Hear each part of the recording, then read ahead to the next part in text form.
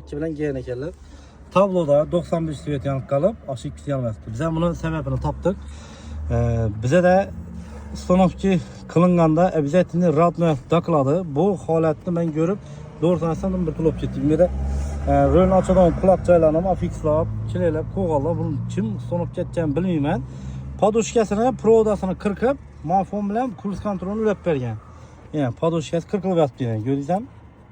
Shu ikki tekkani qo'polib yotibdi. Bu podoshka endi yaroqsiz ishlamayapti bu. Prodasini olib qirqib, endi knopka qo'yib berganlar. İlacı barınca balla, joralar, usta tanlashda adashmanglar, servis tanlashda adashmanglar. Потому что hozir bu holatda mabodo avariya bo'lsanglar, podoshkasi chiqmasa, sizlar prямо mashina yomonlaysizlar. Ustalarni yomonlamaysiz, mashina yomon deysizlar. Shuning uchun usta tanlashda adashmanglar. Bu holatda ya ustanib ketgan usta tashab qo'yinglar bu videoni.